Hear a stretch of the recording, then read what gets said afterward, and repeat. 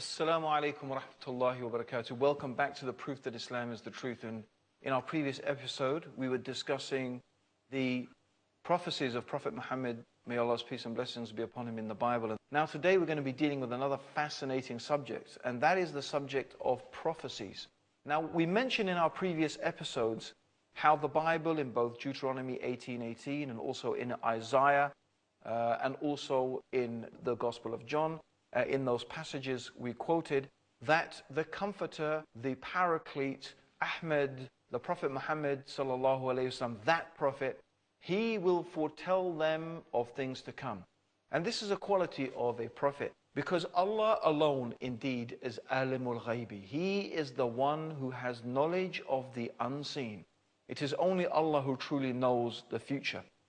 And this is something that is mentioned in the Bible as an actual criterion. Who is a true prophet and who is a false prophet? How can you know someone who is really prophesying and who is really a prophet from God and one who is not?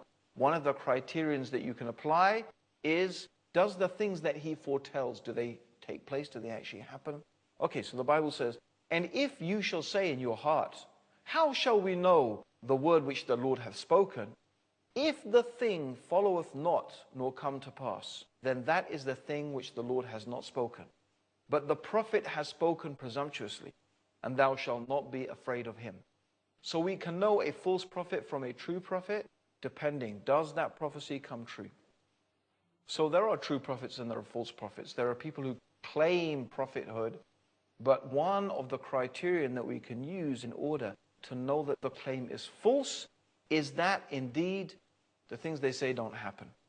Now, there are people who do claim to be able to foretell the future. People who read the stars, for example, and they claim our fate is written in the stars. Muslims do not believe this. We do not believe our fate is written in the stars, nor do we believe that a gathering of stars in any particular shape or form has any impact upon your fate whatsoever. There is no scientific evidence for that. Whether there's some other thing, well, we don't believe it as Muslims anyway. Your fate is determined by Allah. That is the one who has determined our fate. And it is only Allah who knows the future. No soothsayer and no prophesier, except someone who is receiving revelation from Allah, can tell us accurately about the future. In fact, the Prophet Muhammad, may Allah's peace and blessings be upon him, said, whoever believes a soothsayer or a fortune teller has disbelieved in what Allah has revealed to Prophet Muhammad. Whoever visits a fortune teller, even out of curiosity, then their prayers will not be accepted for 40 days. This is because fortune tellers are claiming, they are pretending to have a type of knowledge that only belongs to prophets themselves. And this is a great falsehood. However, I do not say, and Islam does not say, that these soothsayers and fortune tellers are not able to sometimes get some things right. They may guess some things and they may predict some things that may turn out right, and they could do that just from guesswork. And that's why you often find that when these soothsayers and fortune tellers, they are predicting the future, they do manage to get things right that happen very close and in the very near future. But the further and further they get away from their time, then the more and more inaccurate their prophecies start becoming. And this is certainly the case with a modern day soothsayer, Edgar Casey, who was amazingly predicted, it seems, the Second World War, but as his prophecies moved further and further in today, what is present time, his prophecies have seemed to become less and less accurate. Another thing is that the Qur'an does tell us, and the Prophet Muhammad does tell us, that the shayateen, the jinns, they are able to travel through the heavens, and they are able to sneak and listen to the angels, and the angels are carrying the commands of Allah, and they are obviously carrying the decree that is going to happen, and they are implementing that decree. So they may be discussing those things that Allah has decreed for the servants on earth in that upcoming year or sometime in the future. And therefore they are able to listen to some of that, and they bring that down to the soothsayer and the magician. Now they cooperate with the soothsayer and the magician because the soothsayer does many things that are displeasing to Allah, and because of that they fall into disbelieving with Allah. But the soothsayer mixes up these truths with 100 different lies. But you know what people are like? They just tend to remember the things that are true. But if you actually recorded all these things and examined them, then you would really see that yes, they got some things right, but they actually really got a whole load of things wrong as well. Then that is not really, of course, a sign of anything. But a prophet, someone who is receiving revelation from God, everything must be right. Every prophecy must come true. Now we have recorded from the earliest history of Islam prophecies in the Qur'an and prophecies of the Prophet Muhammad, may Allah's peace and blessings be upon him. And we're going to compare those things to the cryptic writings, for example, of Nostradamus. Nostradamus is famous for his prophecies, but his writings are all very cryptic. The rhymes could mean this or that or anything. In fact, the soothsayers were no different in the time of the Prophet Muhammad. They used to have a sort of confusing rhyme that could mean this and could mean that. Let's actually now see some of the prophecies in the Qur'an and some of the prophecies of the Prophet Muhammad, may Allah's peace and blessings be upon him. Now, one of the things that the Qur'an prophesies is the victory of Islam. And we have to remember that when these verses were coming down, the Muslims were a very small group. They were at every moment under the impression that they were going to be wiped out, either by the pagan Arabs or then by the Romans. Yet the Qur'an is promising victory in different verses. Let's examine one of those verses. In the 24th surah, in the 55th ayah, the Qur'an tells us, Allah has promised to those of you who believe and do good deeds that He will surely grant them in the land inheritance of power, as He granted it to those before them, that He will establish in authority their religion which He has chosen for them, and He will change their state of fear to one of security and peace, and they will worship me and not associate anything with me. And also the Qur'an says, say to those who deny faith, soon you will be vanquished. And that is in the 3rd chapter of the Qur'an, in the 21st ayah.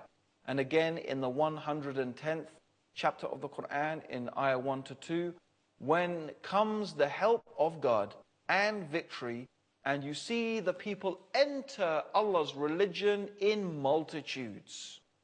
The first verse was revealed at the time of the Muslims' weakness, and it promised them victory over the disbelieving people, and it also said that people will enter Islam into crowds, and this is exactly what happened after the capture of Mecca and during the time of the caliphs of Abu Bakr and Umar and Uthman and Ali. People entered Islam into crowds, and Islam was established in the land, and the Muslims defeated the Romans and they defeated the Persians, and Islam was established from Spain to China in a matter of just 20-40 years.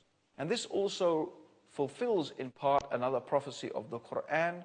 It is He who has sent the messenger with guidance and the religion of truth to make it triumphant over all religions.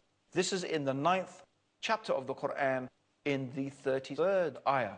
Allah is promising that Islam will be triumphant over all religions. Islam will be the largest religion in the world. And without doubt, this is what is happening today.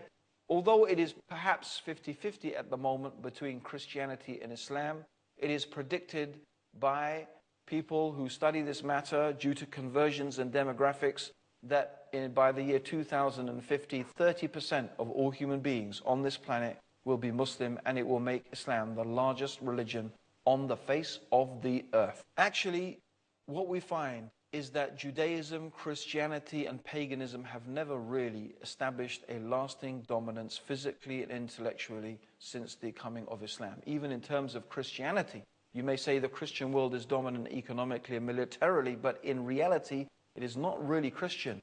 It is a type of secularist, materialist philosophy that is dominant. Anyway, join us after the break for more prophecies of the Prophet Muhammad, may Allah's peace and blessings be upon him, in the proof that Islam is the truth. Don't go away. Come back and join us after the break. Assalamu alaikum.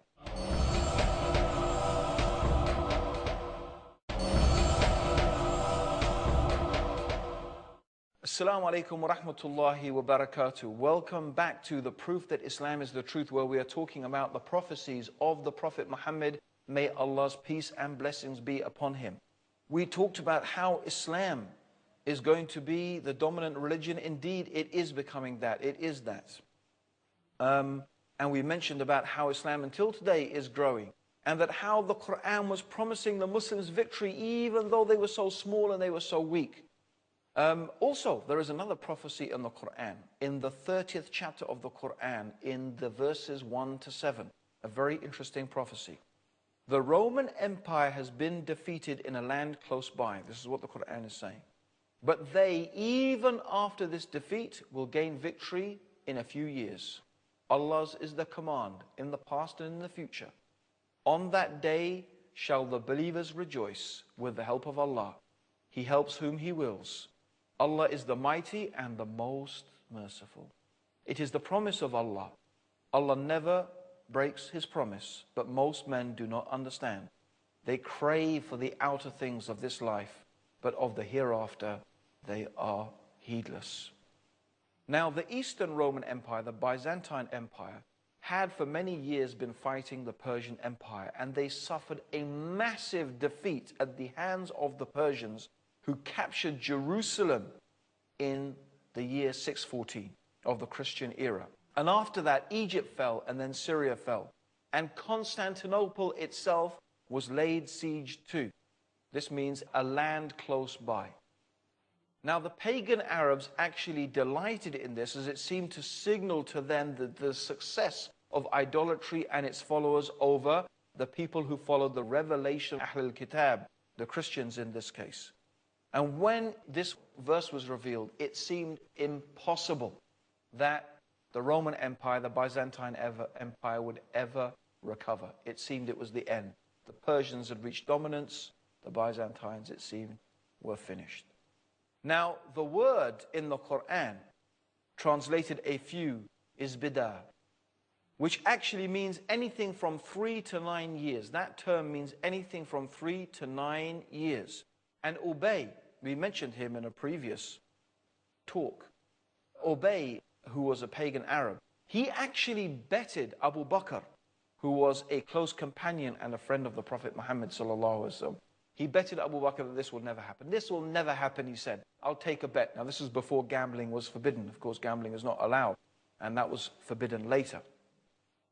And so they actually took a bet of 100 camels. That's about 150,000 pounds in modern day money. That's quite a lot of money. 100 camels is a lot. And they wagered that this will never happen. Now, it actually did happen. By the year 623, Heraclius, the Byzantine Empire, took to the field and vanquished the Persians in a series of battles, culminating in the Battle of Nivev. And this was in 627. By this time, in fact, Ubay had been killed, so his relatives actually had to pay the debt to Abu Bakr. And at this time, when the Romans won, the Muslims had been victorious over the Quraysh and were rejoicing just as the Qur'an had prophesied. The prophecy came true exactly. And it is a great reminder that Allah knows and you don't know, and little do men understand. And it is the same Qur'an that is warning us about the dangers of disbelieving in Allah and His messengers and not following His revelation.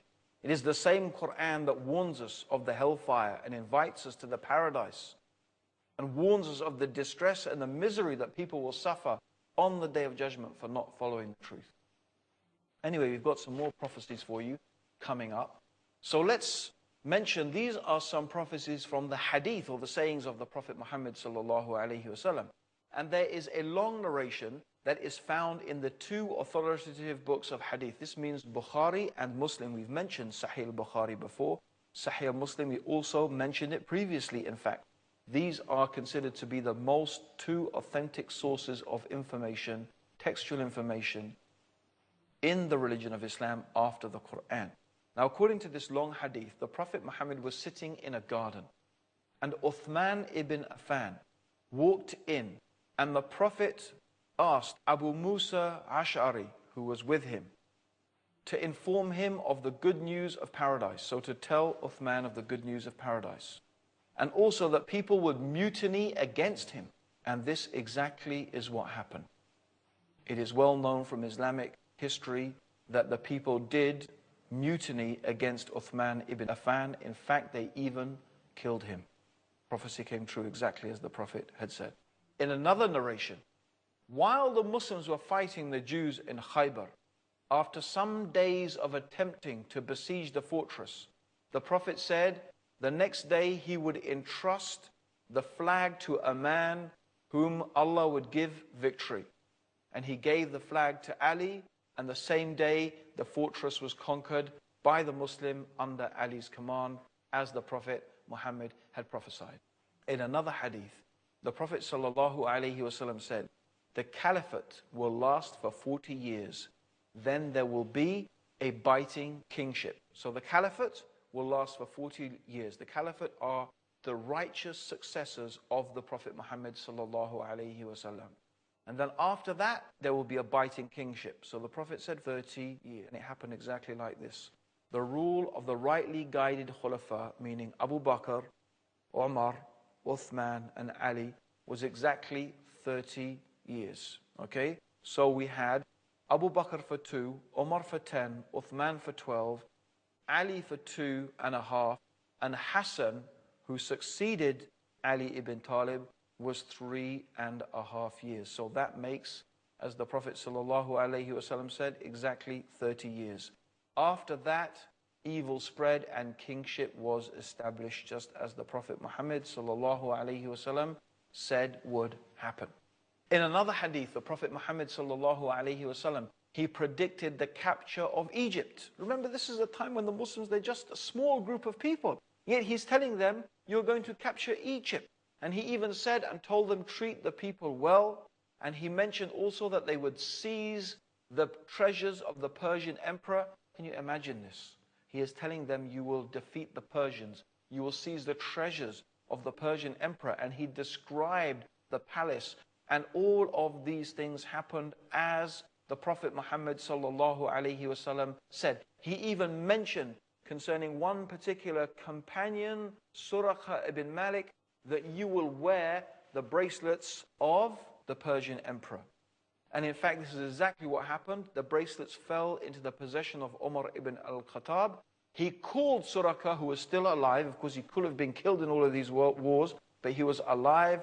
And Umar put the bracelets on him and reminded him of what the Prophet ﷺ had said. Also, in Sahih al-Bukhari, Auf ibn Malik, he reported that the Prophet ﷺ said, look for 6 incidents before the last day. First, my death. Then, and this is of course true, the Prophet died. Then the conquest of Jerusalem, and the Muslims conquered Jerusalem. Third, an epidemic among them. Fourth, the abundance of wealth, so a man would not gladly accept 100 dinars if given it. Fifth, a trouble that would involve all Arab families without exception. Sixth, a treaty with the Christians, which the Christians would violate. So the hadith describes exactly what happened. Jerusalem was captured, and after this, in 16 years after the hijrah of the Prophet, an epidemic broke out. It's well known about, and 70,000 people died. Wealth became plentiful after that, especially during the Caliphate of Uthman, and after that in the time of Umar ibn Abdulaziz, as is so famous. When the collectors of zakah, they found no one who was poor enough to receive the zakah. There was no one poor enough to receive zakah money. That's how wealthy the Muslims had become, and that's the prosperity Islam brought to the world at the time. And this is exactly what happened. Also, after the rebellious war against Uthman, things became worse after his murder. And it is true that none of the Arab families were saved from the fitna of that, from the trials and the tribulations. After the murder of Uthman, there was not one family that except was involved in it, just as the Prophet ﷺ had said. In another narration, the Prophet said that the Muslims would conquer Rome and Constantinople. And the Prophet was asked which was first, and he said the city of Heraclius, which of course means Constantinople. And that is absolutely true. Of course, Rome has never been taken by the Muslims, and then I suppose this is something we'll have to say that every Muslim will believe this is still something that is due to happen sometime in the future. Okay, but Constantinople certainly was conquered by the Muslims. Okay, and what is noteworthy here is that these predictions were made at a time again when the Prophet, no one could imagine that the Muslims were going to do such things. Okay, the Prophet also, in many, I'm just saying very quickly some prophecies here. The Prophet Muhammad sallallahu alaihi wasallam also predicted that the Muslims would divide into many different sects and different groups. And in some hadith, he described the characteristics of these sects and these groups that would arise. He mentioned that some of them would do to Ali what the Christians did to Jesus. In other words, they would claim that Ali is God. How can a Muslim ever claim that a human being is God? This is the greatest type of disbelief you can imagine, to claim that a human being is equal with Allah. The Prophet said some Muslims will do this with Ali, and they did. First of all, a sect arose exaggerating and in their love for Ali ibn Talib. And then this same sect, subsects of them went on to even claim that Ali is Allah, is equal with God. And this group, by the way, still exists until today. Also, he mentioned that some people would deny the qadr, or the divine decree of Allah, and he called them the Majus of this ummah, the Magians of this ummah. And this has happened exactly. They were called the Qadriya, a group of people who denied the divine decree, which is an essential part of Islamic belief. And he also mentioned that a group would arrive from a certain tribe, and the Prophet pointed out this individual, and they would say that the people who are believers are unbelievers. They would apply the verses of the Qur'an talking about unbelievers to the believers. And the Prophet mentioned very bad things about them and said, in fact, he called them the dogs of the hellfire, because they are saying that the true believers are in fact disbelievers. And the Prophet mentioned and pointed out this man. And it happened that a group arose called the Khawarij. These Khawarij, actually most of them were exactly from the tribe this man, the Prophet sallallahu alaihi wasallam, pointed out. And the Prophet sallallahu alaihi wasallam mentioned that they should be fought against, and this is exactly what Ali ibn Talib did. He fought against this group, the Khawarij. So these are some of the hadiths of the prophecies of the Prophet sallallahu alaihi wasallam. And we have a lot more, in fact, to come. We're going to be mentioning some of the signs of the Day of Judgment, things that the Prophet Muhammad said would happen before the last days. And that will be our last in the episode of the proof that Islam is the truth. So make sure you tune in and listen into that for our last and final episode of the proof that Islam is the truth. Until then, Assalamu alaikum wa rahmatullahi wa barakatuh.